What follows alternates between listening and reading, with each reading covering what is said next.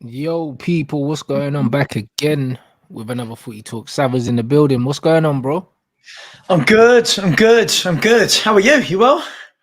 Yeah, bro, I've been better, I've been worse. You know what I mean? You know what it is. You know what it Yeah. is, bro. Flipping circus with my club at the moment. You know what I mean? It's meant to be international break. I'm supposed to be switching off from club football and I'm having to deal with this nonsense. Yeah. It's welcome to my world. This is what our club's been like for about 2 decades. Yeah, it's never quiet at your club these days, is it? You're always in the news. Yeah, man, and not for good reasons either. You know what I'm Mm, saying? Like back in the yeah. day, we used to be in the news linked with signing big players, with doing all sorts, and now it's just nonsense. Yeah. It's not the best for Manu at the moment. I mean, as far as I'm aware, is Ratcliffe definitely is he buying the is it 25% of the club? Is that what he's buying? Yeah, but it's not even definite, bro. Like I saw something saying that there's a club meeting, like a board meeting on Thursday. They have to vote and see if they're willing to accept it. So there's a possibility that they won't. Like it's not even done. Like the way people are speaking is as though everything's already done, but it's not done. Like Yeah. there could still be more twists in this. Do you know what I mean? It could be that they want more money out of Ratcliffe and then he decides no, and then we're stuck with the Glazers. Like, do you know what I mean? It's not nothing is actually confirmed at the moment, man. It's just all speculation, which is kind of annoying. I'd rather it just gets done one way or the other, you know. Like he's still got to pass. He's still got to pass something. It's not guaranteed. We could still end up with just the Glazers, like how So what? we've had it this whole time. So what happens if he comes in and I believe I saw somewhere it was like 1.5 billion for 25% or whatever. What Something what like does it that. actually mean for Man United? What changes if this guy has 25% of you? It means that he gets 25% of the Glazers 70%, yeah, which means um pretty much that he's going to run the footballing day to day stuff, and the Glazers aren't going to be involved in that. So Right. he's going to be in charge of a restructure in terms of yeah, football wise, and that's not true. He is an owner. If you buy shares, you become an owner. Like he Mhm. just won't be majority owner, but he will be an owner. He's not just an investor. Owning 25% of any company, yeah, you're an owner. Like you're not an investor, bro. Do you know what I'm Mm. saying? Everyone that has shares technically is an investor because they want money back. But he'll be the second majority owner, just behind the Glazers. And you think that that will allow you to implement a plan and a philosophy and a training ground and an He's upgrade on the saying all that, but stadium? I don't see that happening, bruv. No. Yeah, like he's saying that he's gonna come in. They're saying that Arnold and Murto and these guys are worried about their job. They're worried about their job because he's gonna come in and restructure it, and make it look like a football club. But this is just promises, bro. What does this mean? Do you know what I mean? Yeah. Yeah, that's the thing I don't understand. Like my understanding from speaking to other Man United fans, but they were all over the idea of Sheikh Jassim because it was a complete control of the club. Like it was literally could come in and rip it apart from top to bottom with stadium, training ground, Mm. managers, directors of football, signings. Now it's just not going to be that straightforward, right? Mate, I have no idea. Do you know what I mean? I have no idea. And this thing here, man, saying apparently getting full control of football operations, getting that much control with 25% is strange. I don't think it's strange at all. It's not strange. And I'll tell you the reason why it's not strange is because that's the side of the business that the Glazers don't want anything to do with because they simply don't know. Do you know what I Mm. mean? And what he's probably said is, I'll come in, I'll have 25% ownership, yeah, and I'll put XYZ in place and you'll make more money. That's what he said. Mm. You know what I'm saying? Yeah, Because you know what I'm yeah, saying? It's just like with my futsal club, yeah. I owned 100%. And I spoke to people about coming in and doing certain things so I didn't have to do that and giving them equity. That's what you do. Like you just delegate certain things that you don't want to do. So if the Glazers don't want to do that, then it just makes sense. Like it just makes sense. If that side of the business they don't care about, because they don't, they only care about the money. and they don't know about. So why wouldn't they sell? Like what was the actual bid on the table for him, Sheikh Jassim, and why wouldn't they just sell? You're saying the bid was like 5.5 billion, yeah, excluding him clearing the debt plus investing in 1.5 billion also in the infrastructure of the club. So they're saying that it was altogether it was about 8 billion or something like that, but the Glazers would only walk away with just under 6 or something, with everything that needed to be paid or something like that. And that wasn't enough for them, even though the market value of the club is 4 billion. Imagine being in a position in life where you're going, oh, I don't know, that 6 billion's not quite enough. Can you imagine? Just, it's crazy. But do you think he's gonna, like, all the reports now are saying that he's looking at Liverpool, West Ham, Spurs. Do you think this guy desperately wants a football club? I don't think he ever wanted a football club. I think that he wanted Man United because he's a Man United fan. And also, of course, they're going to be offered, like, there'll be rumors that certain clubs are available. Yeah. Do you understand what I'm saying? So they said, you know what, we'll have a look at it. These guys look at portfolios, they're business people. Do you know what I mean? So what's probably happened is someone said, XYZ is available. And then they said, oh, cool, we'll have a look and see if it makes sense. But I don't think he's actively looking to buy a club that's not Man United. And with this thing saying he doesn't have the power of the Glazers, of course he doesn't. When you own a business, if you own more than 50% of the business, then you're the majority owner. So you have all the power. So just because you don't have full power, that doesn't mean that you're not an owner. You're still an owner. He's just not majority. So he doesn't have the power. He's not the guy that can sign things off. Yeah, but he'll still own 25%. You're still classed as an owner. He is. It's just like Lewis Hamilton and like Serena Williams. All these guys have got minority stakes. LeBron James has got a minority stake in Liverpool. Yeah. You know what I'm saying? But they didn't. Obviously, he's not going to say they don't call him the owner because he's not got a majority stake. That's all it is. But 25% stake of Man United is still a lot of money, bro. Yeah, I mean, this has just gone on forever. I think, wasn't this April? This kind of came out, was it? Oh, who knows? You know what I mean? I stopped counting, man. I thought it was done. Do you know what I mean? And then this nonsense has happened. Like, do you know what I mean? It's nonsense. Well, it's nonsense. It is what it is, right? I think it's the leap that everyone's made, isn't it? That, you know, look, Sheikh Jassim's out of the picture at Man U, right? Where's he going next? As though like it's just a plaything. I don't think he'll get Spurs. I don't think they'll bid enough. I think Levy and them lot have set it up so that no one ain't getting Spurs anyway. Do you know what I mean? That's a long-term investment for them. Yeah. I've said all along. I did a video on it this morning that lots of rival fans will laugh at this, Rants. But of all the Premier League clubs, forget about what we've won. We can all play that game. We can all laugh at Spurs. But which club would you want to buy if you could buy any club in the Premier League in terms of if you were a businessman ready to make revenue streams? Tottenham's there. It's done. You need to spend 0 on the training ground. You need to spend 0 on the stadium. You've got partnerships in place with the NFL, with DAZN, with all the boxing, with all the tour promoters for the concerts. You've got the Formula One stuff going on. The Skywalk is London's #1 outdoor tourist attraction. You've got all the money coming in from the Premier League. I'm not saying because I'm a Spurs fan, but if I'm an owner, I'm going, yeah, this one. this one, I can start making money. But on the flip side of that, let's be fair, Daniel Levy and ENIC, everything they've done, this isn't a mistake. But they haven't built this to sell it, man. Right.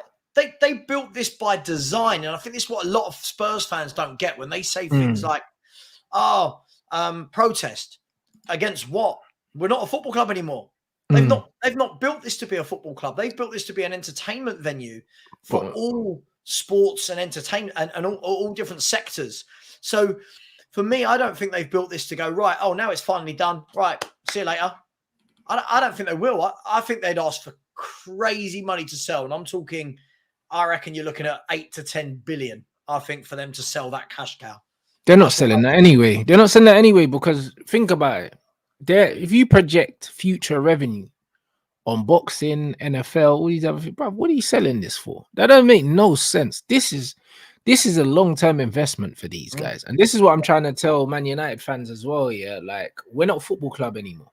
Like our owners have bought us here and set us up very much like a business, and it's just a business to them. That's why they're happy to get rid of a percentage of equity here in order to get someone to run it day to day, because they can't be bothered anymore. That's just all it is, because they were never interested in the football anyway. So if you can get someone to do the parts that you can't do, it's worth giving up equity for. Yeah. It's very much worth it. So it's just No, I agree. it's just one of them things. I think a lot of people, from a Spurs perspective, a lot of people who haven't followed the kind of ENIC journey. I mean, when they took over the club in 2001, their first press release, Rants, basically said this is nothing to do with football. Like it was they told us this isn't to do with football. This is business. And since then, you know, you had loads of Spurs fans that, you know, obviously we knew they were going to build the stadium years before it actually started being built. And there were those fans that kidded themselves, Rants. Oh, this is for us. They're building the stadium for us, the fans. No, they're not. They never were. They're building this for that. And that's fine. Of course, I get it. You're a business. You do that. But what we're currently seeing is a club that don't spend potentially what they could spend.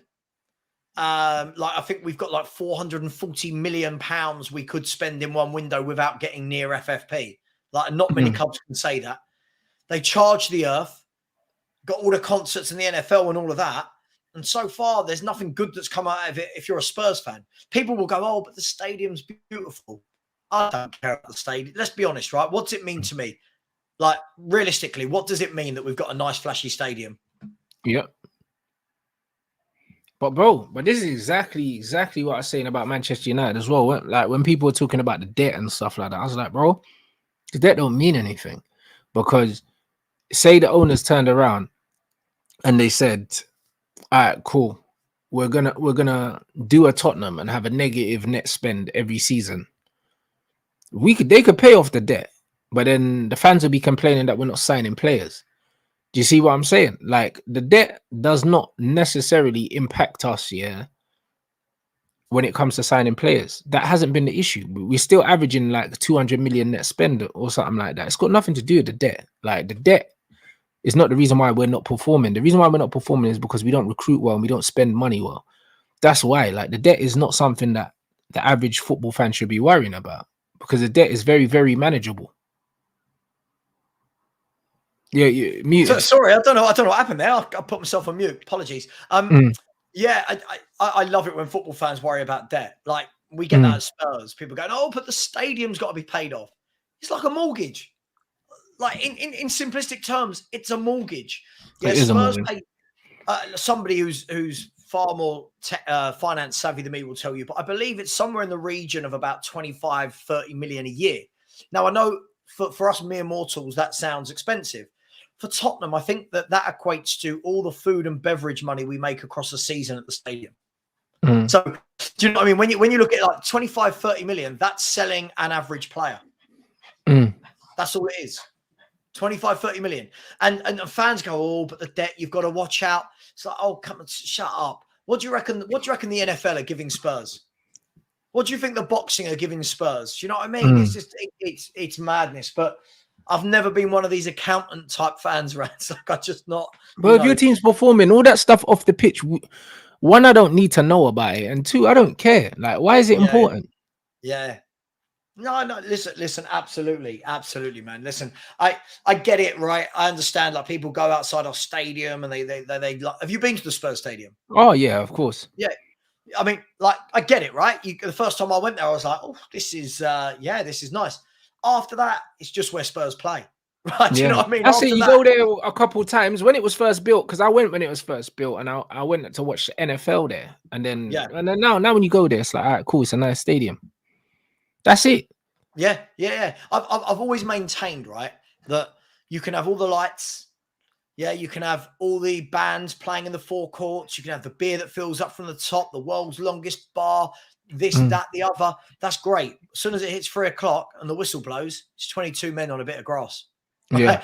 Whether that's the old White Hart Lane, whether that's the Hackney Marshes, whether that's my back garden, it's 22 men on a bit of grass. So I think Spurs fans for years have idolized this stadium. Like, it's just like, oh my God, he built us this stadium.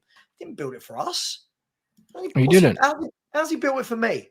Built it for himself. Do you know what I'm saying? Because all the stuff that goes on in that Tottenham stadium, none of it benefits the football team because you're not spending that money on players. Yeah. You know what I mean? So it doesn't benefit the team. Listen, I completely agree. Look, I've got no problem. Like, people say it's a business. Yeah. I've got no problem with them making as much money as possible, as long as my club is being run properly. What I don't want to see is, like, when you go to the Spurs Stadium, for anyone that's not been in the chat, every toilet at Spurs Stadium is the nicest toilets I've ever seen in a stadium. Like, it's first class. You've got Dyson hand dryers galore, right? It's clean. It's lovely. Everything is beautiful. Everything is first class. But I want to see that replicated too on the pitch. Don't be giving me first class hand dryers in the toilets, right? Yeah. Don't give me first class fish and chips at half time. And we're not getting first class football. Right.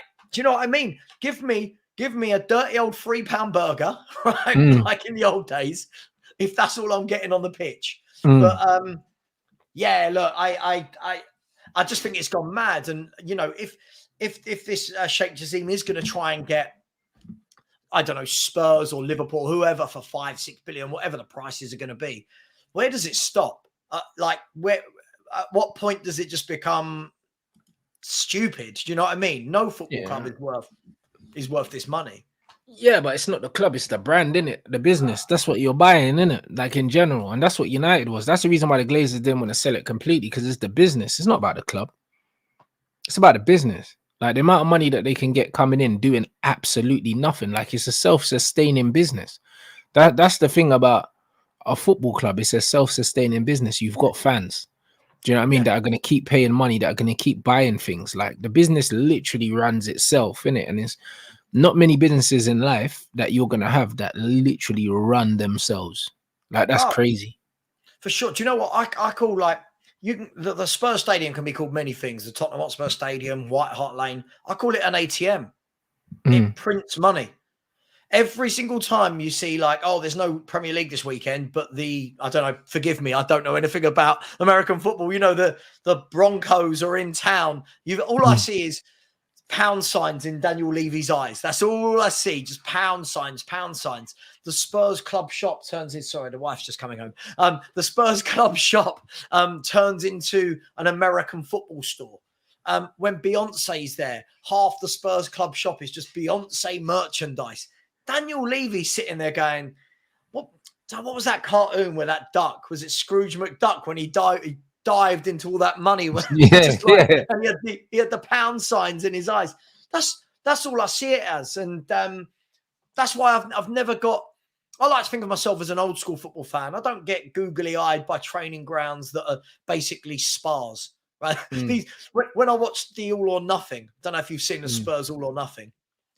It's like these guys they're living at a health center, right? Yeah. This isn't a training ground. They're serious. It's literally like, okay, go and play football for an hour. When you've done that, come on, we'll give you a 3-hour luxury massage. There's a hydro pool and all this. And it's like, God, what happened to the old days when they used to have to throw ice buckets over each other and But this is what I'm saying. So, like, that's why I said, yeah, like, when Ronaldo and their man were complaining about the training facilities and stuff like that, I was like, bro, that's not why you're not winning.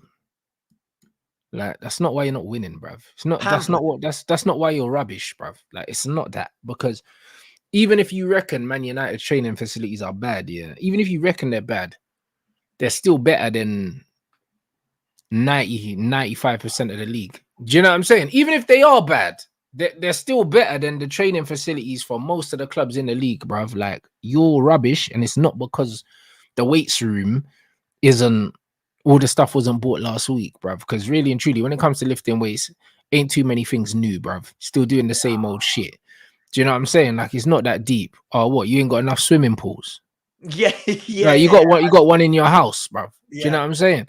Like what is it, man? These men are crying about some nonsense. What? Oh, the grass is too long on the training ground. No, it's not.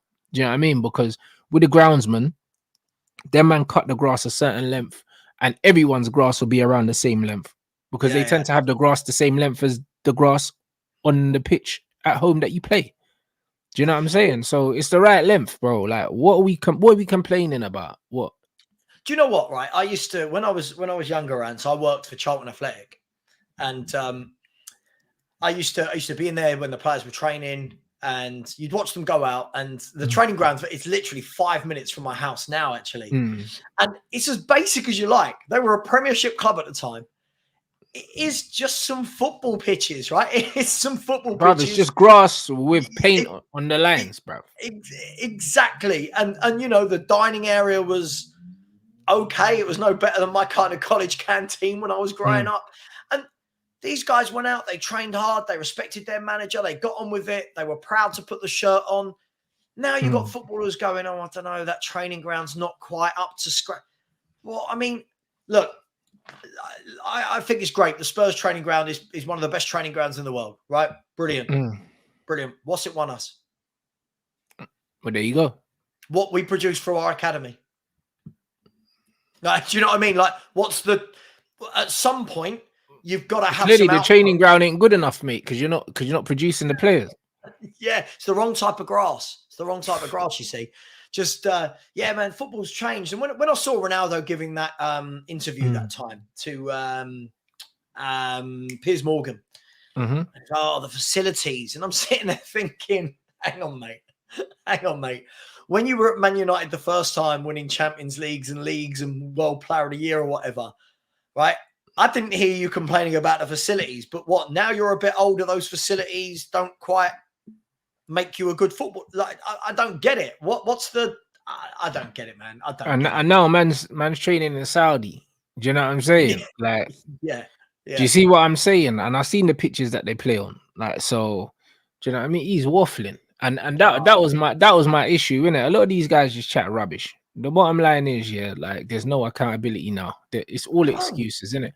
As bad as United, as bad as you like, for instance, Old Trafford, yeah, like the stadium is aged, is horrible. But in terms of pitches, we still got one of the best pitches in the league. Yeah, still, because the grass and that, bro. When it comes to the groundsman and stuff like that, come on, bro. Like Old Trafford used to win like best pitches, this, that, and nearly every season, bro. And we still got a good pitch. Do you know what I mean? The stadium's crap, but the pitch is still a good pitch. Do you know what I mean? The grass is the right length, still got good groundsmen, and I'm sure the pitches in our training ground are the same.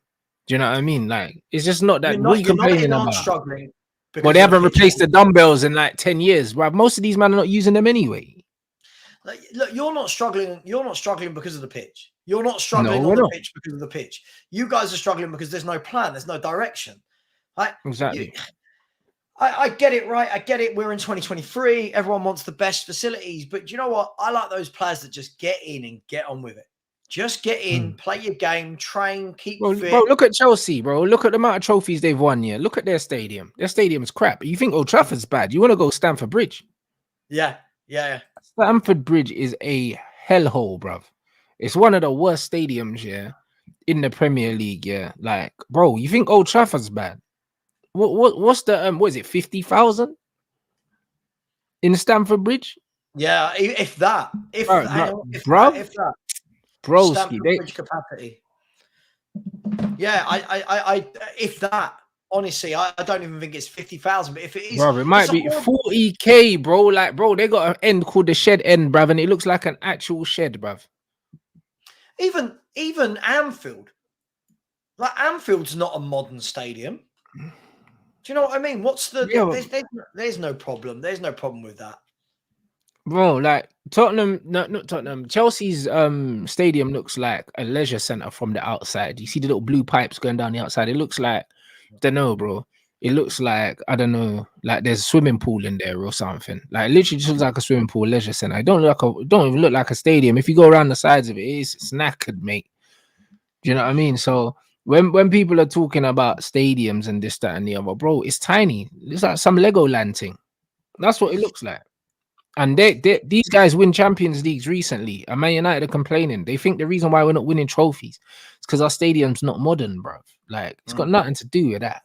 Do you know what I'm saying? In better news, Harry Maguire starts for England. Of course he does. Of course he does. Can you imagine, right? I'm looking at the bench now, right? Centre halves, you've got Tamori, Gahey, and Dunk and Colwill, all watching Harry Maguire just walk straight into that back four. Oh, sorry to change the subject. Sorry, man, but I just but this is where we are now in football. And you know what it is? You know what I hate as well? Did you see when Jordan Henderson was getting booed? Yeah, Gareth Southgate's coming out and he's trying to deflect from the fact, yeah, the fans are not booing Henderson. They are booing the fact that he's there in the first place. They're booing the manager. Do you know what I'm saying? They're booing the manager's choice to include him. I don't know why Gareth Southgate is trying to make it look like the fans are booing Henderson. They're not. They're saying, oh, like he's given this, that, and the other. And he's not. They're not booing Henderson. They're booing you idiots. Do you know what I'm saying? Because you shouldn't be there. The guy's playing in Saudi Arabia. They're booing you, bruv. Do you know what I'm saying? And Henderson is just collateral damage in the situation. That's all it is. But they're booing the fact that he's there in the first place because of you. He shouldn't be there. It's look, I just what I hate about international football, right, is players should be playing on form. And tonight in that England team, you've got Calvin Phillips who never gets a game. Right? Even when Rodri's not been playing, he's not been starting. You've got Rashford who's not in any sort of form. Maguire who doesn't even start for Man United. You know, when you look at it and you think, what's going on here? Like, what are we doing here? Why is Rashford starting over the likes of James Maddison? Why is he starting over the likes of Jared Bowen? You know what I mean? Why doesn't make sense. Why is Phillips starting above other midfielders? Like, it's bro. When's the last time Phillips has started for Man City? I don't even know if he ever has. Mate, no idea. I find it really, really embarrassing on Southgate's part. I really do. It just shows you don't have to play well. You're going to still play for your country. It's crazy. Southgate should get sacked just for that. You should get sacked just for that. Yeah, players can reject international call-ups. You know what I mean? A lot of them need to. I'll be honest, because this is a joke. Do you know what I'm saying? Like Phillips, Maguire. Yeah, come on, mate. Yeah, I mean, even Rashford don't deserve to be there. Based on what? Not on form. It's just, for me, I'll be honest, for me, I find it a really negative midfield three, if I'm honest. Like, it is. Against who? Italy, innit? Yeah, I just feel like, and again, people are going to think I'm biased, but James Maddison's on fire this season. Why would you not play Rice, Holding, and then Bellingham and Maddison as like number 8s that alternate? Like, I don't get it. The thing is, you don't need to play Phillips and Rice because Rice only passes backwards and sideways anyway, yeah? And he doesn't get up. Like, Rice ain't going to get up the pitch and score you goals. So you don't need to play him alongside Phillips. And then Jude Bellingham ain't got the creativity of Maddison in those areas. Do you know what I mean? Everyone's going to point out to the one outside of the foot Trevella pass that Bellingham played and got an assist. Bellingham's not that kind of player, innit? Bellingham scoring his goals by getting into the box and doing those things. Like, he's not going to be opening teams up with his array of passing. That's just not his game. So you can play Bellingham and Maddison together. There's no reason why you can't play them both in the same midfield. But playing Rice and Phillips is very negative. It's very negative. It's like he has not evolved the team from that Euros. Bearing in mind we've had a World Cup since, he's not able to evolve the team, is he? You've still got Rashford, you've still got Phillips, you've still got Maguire. You know, you've got people sitting at home. Like, bearing in mind the other night was a friendly, right? You've got Jordan Henderson starting in friendlies, but let's be fair, this guy's legs have gone. He's gone out to Saudi, right? Yeah. Why is he in the squad? Surely that is the time where you say, right, James Ward-Prowse, you give someone else a chance. Go in. It's a friendly. Play that game. But England done the same though with Beckham. Remember when Beckham went to America and they were still trying to force the Beckham thing? And it's like, bro, let him go, man. What are you doing?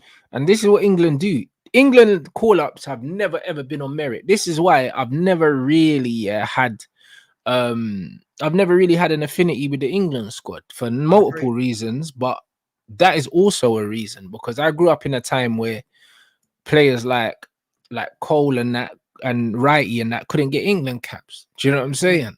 And Yeah, they were yeah. and they're smashing in goals here, couldn't get no England caps, and everyone was like, "Oh, we got too many strikers." Whatever, bro. Do you know what I mean? These men were literally outscoring all their counterparts apart from Alan Shearer. Man couldn't get a game. Yeah. Yeah, those were the years of top forwards, weren't they? I've always said, I won't get into it again. I've always said that the standard of footballers now compared to decades gone by is crap. I'll call it out. I've said it for ages. I just cannot believe that we're in 2023 and that in a game against a nation such as Italy, we are still playing Harry Maguire. You've got And this isn't an unbelievable Italian squad either. This isn't the Italy of yesteryear. Like, but it's like if I was to say to you about the centre half position, I think most football fans, would say that John Stones is your number one centre half. I think that would be fair to say. I think he's so underrated. Yeah. But then you've got Gahey, who's part of a very good Crystal Palace defence, solid, had a really good start to the season. You've got Tomori, who's part of a very good AC Milan team. Every time I watch him, I'm really impressed.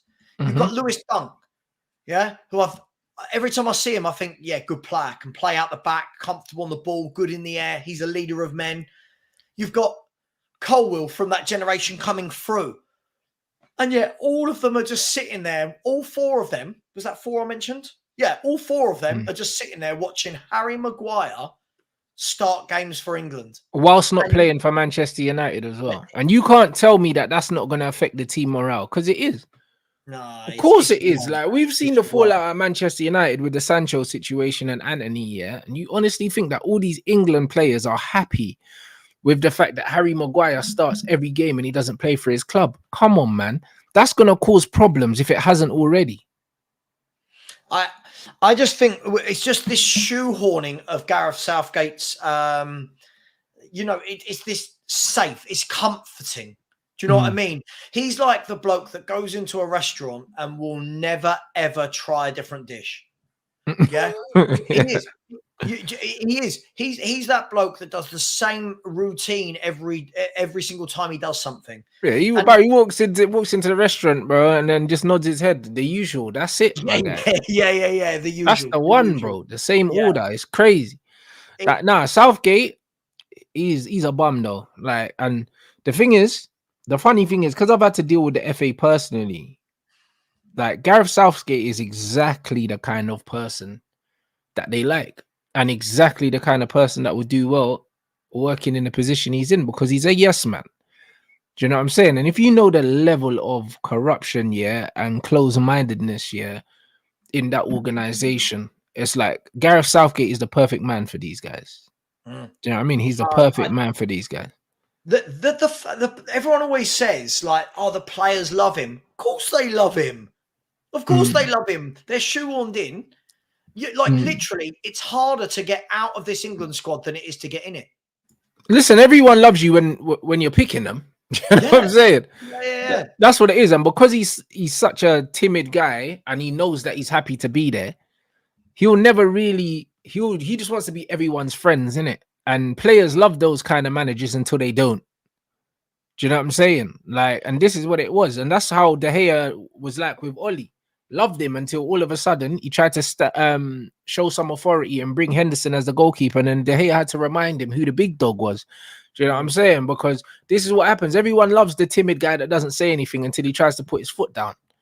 And that's just what it is. I agree with you. Look, at the end of the day, if Southgate lost the England job, what top team is coming in for him? Well, no one. We'll go back down to the under-21s. He's finished. Right. Yeah. Listen, I just can't understand. If I was, I wouldn't be a very good pro footballer, Rants, because I'd speak too much. Like, I'd be like one of them. I'd come out and be like, if I'm Tomori or Gahey, I'm sitting there going, if they go, oh, are you waiting to get into the team? I'd be like, yeah, I'm not sure I'm not sure why I'm not in it. Yeah. Right? I'm playing week in, week out for my club, right? I'm doing well, and I can't get in. But you're better than me. I'd turn it down. I'd get a call up and I say, no, I'm not coming. Why not? You turn it down. We'll I go on say I flights got together, lads. plans. I say I got plans, mate. You know what I Yeah. mean? I've got plans. Yeah, We're yeah, gonna go on holiday with you lot. I don't like you anyway. I'll go on holiday with my friends, innit? Why am I going on holiday with you lot? The thing is as well, he's just constantly putting people like Calvin Phillips, like Harry Maguire. I feel sorry for them. He's putting them in the firing line because the moment Maguire makes a mistake, it will be fans getting on his back, and Southgate will go, "Oh, but he's been a stalwart for England." This is meant to be the highest level of football there is. The national team is literally supposed to be a reflection on how you're doing in the league. You're supposed to pick the best 16 or 20 players with an English passport that's available. That's what national team says to me. It's meant to be like the Avengers. It's meant to be like the best of the best. Do you know what I mean? It's not meant to be, oh yeah, because he does well for England. Bruv, he's not playing for Man United. What are you talking about? Yeah. He shouldn't even be a thought. And the thing is as well, what signal does that send out to the under-21s, right? To players not in the squad that know at the end of this year, is it the end of this year is the Euros or is it the year after? I can't even think now. Next year, what does it send out, right?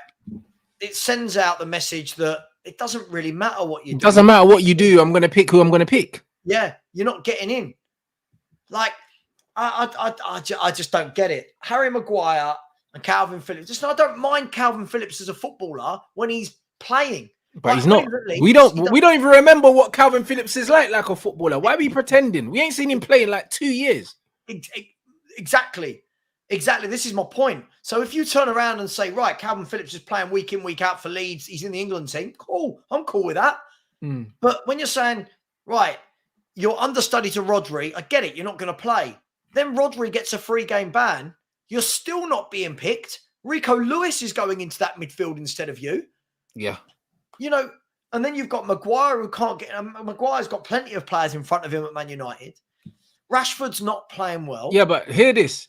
Maguire and Calvin Phillips both could have moved in the summer and they were comfortable to stay at their clubs because they knew Southgate was going to pick them anyway. Do you know what I mean? Whereas you look, for instance, look at Louis van Gaal, yeah, at the Netherlands. He said to Jurriën Timber that, yo, if you're not playing football, I ain't picking you. Because Timber was going to come to Man United the year before. He couldn't be guaranteed to play. Do you know what I'm saying? And it was a international competition year. And Van Gaal said, listen, if you're not playing for your clubs, I'm not picking you. That's how you're supposed to run international football. And then Calvin Phillips and Maguire would have pissed off if we had a manager like that, because there's a tournament next year. Yeah, it's just, yeah, it's not for me. I mean, do you know what? What do you make of that Italy team? I feel anything when I look at it. Do you know what I mean? El Shawari or whatever his name is, bro, in 2023, when he like some like wonder kid like 20 years ago and he's still playing. Like, how old is this guy now? That's crazy. I'll tell you what, let's have a look. I mean, the thing is, I'm looking at the front three of bro, what is this? Like, I like Berardi. I think Berardi's a very good player. Bruv, Italy are struggling so bad, yeah. They're actually playing the ethnics now. Do you know how mad that is? Like, that's how bad they are. They were like, fuck it. Like, even the Doggy's playing. Hey. You know what I mean?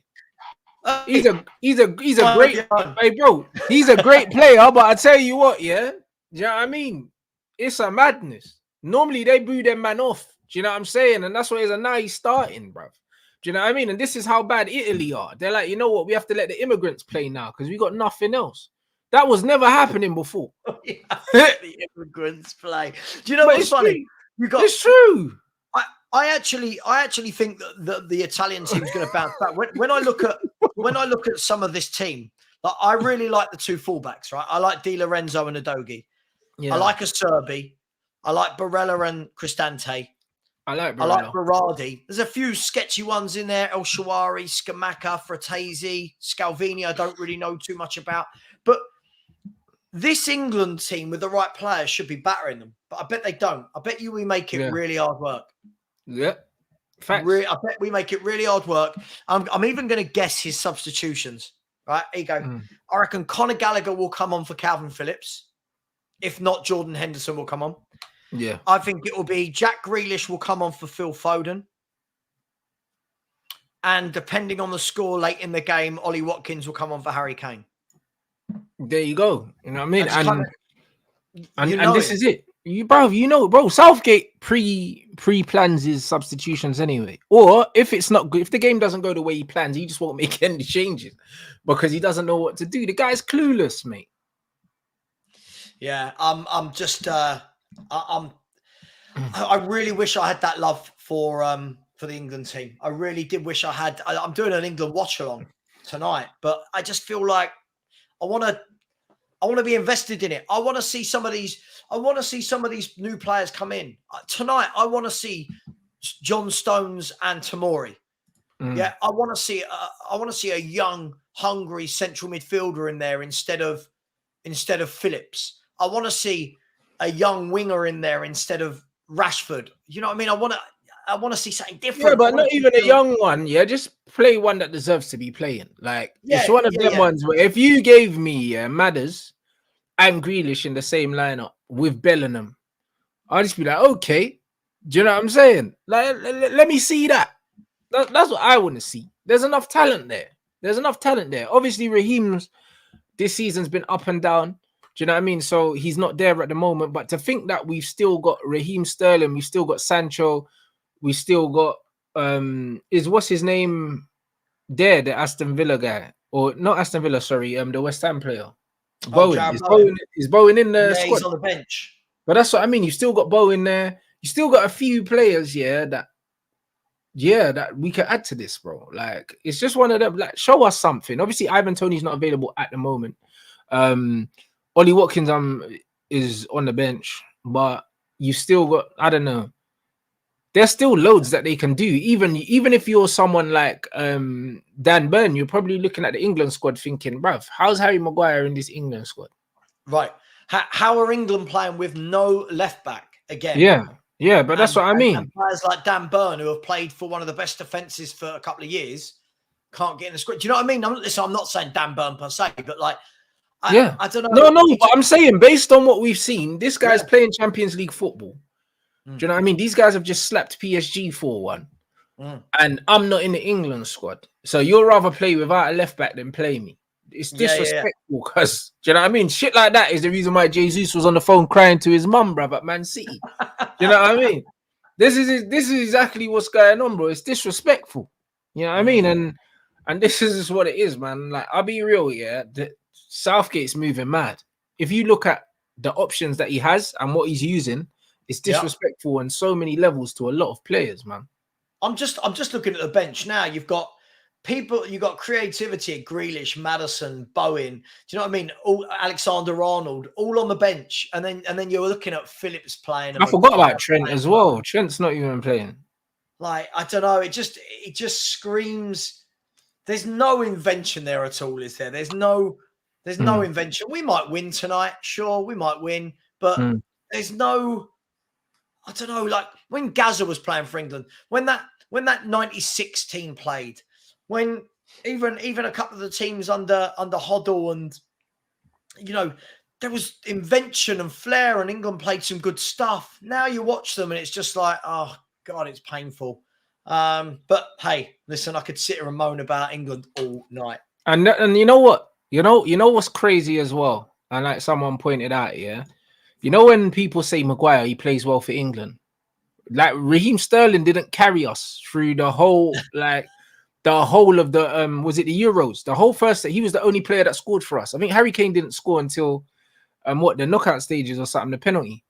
Like Raheem Sterling scored in every game, I think, leading up in the group games. I think he scored in every single game.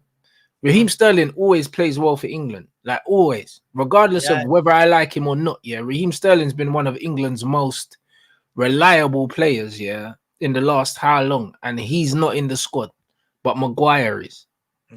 I've just got no time for him. I just can't imagine having Southgate as my club manager. I can't imagine it. Like I feel like it would be like Conte but worse. Yeah, it is. Conte with no personality. Yeah, You know what I mean? Just like a proper dry Conte, like. He says the right things though to the media. He's Yeah, very good with the media because he's a company man. That's what he is. Yeah. He That's says what the he right is. things. People go, oh, that Gareth, yeah, he talks well, doesn't he? Oh, Gareth, he's one of us. Oh, get out. Do something. Make us excited. Like, excite us. Do something. But hey, it is what it is. No, 100%, man. He's just a company man. But yo, big up everyone inside, man. Smash up the like button. You already know what it is. Make sure you subscribe to Football Heritage TV. The link is in the title. Make sure you get the likes up as well, guys. The ratios are not ratioing, man. You got the England watch along coming up, yeah? Yeah. God, I miss club football. Yeah, got the England watch along coming up after this. And then got a few watch alongs at the weekend, and then Spurs Fulham Monday night. And yeah, look, big up to you. Congratulations on the 81k as well. And if any one of your 81k would like to follow me to get me to 12k, we're a few hundred away. So feel free. And look, enjoyed it as always, man. Enjoyed it as always. Nah, big up. So yeah, man, you lot know what to do. Smash the likes. And yeah, we're on 80, 81 at the moment. I think I'll do, when we get to the next milestone, then I'll do another giveaway. Because I think Modern Warfare 3 is coming out soon. I think next month or something like that. So I'll do a giveaway for that, for the next milestone. Because I know you lot play Call of Duty, man. So yo, big up everyone inside. Smash up the likes. Make sure you keep an eye on Sava's watch along, people. And yeah, I'll catch you guys